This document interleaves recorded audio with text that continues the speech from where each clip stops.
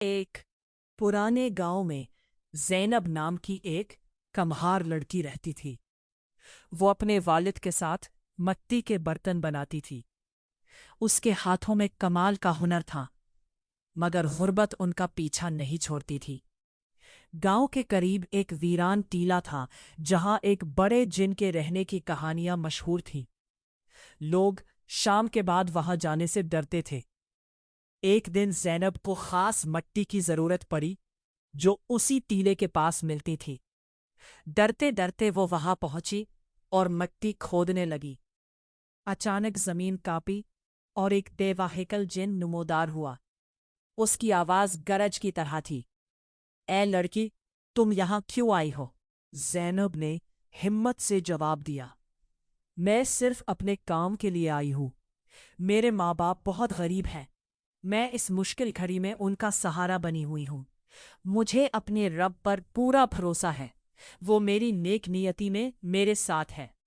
जिन उसकी हिम्मत और बहादुरी पर हैरान रह गया।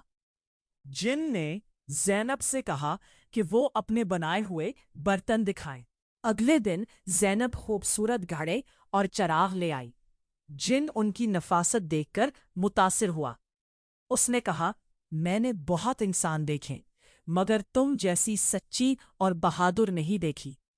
मैं तुम्हें नुकसान नहीं पहुंचाऊंगा।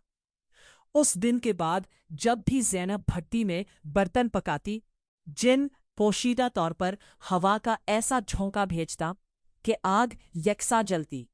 बर्तन पहले से ज्यादा मजबूत और चमकदार बनने लगे।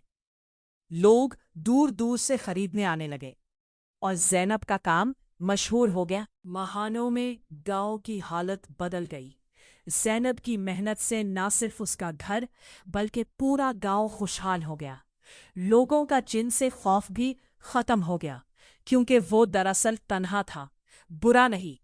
एक दिन जिन ने ज़ैनब से कहा, तुमने मुझे सिखाया कि नेकी और हिम्मत सबसे बड़ी ताकत है, और तुम्हारी माँ बाप की फरमानदारी और दूसरों की मदद की लगन और अपने रब पर कामिल ईमान के सबब मैं तुझे खौफजदा करने बजाय तेरी मदद को चला आया।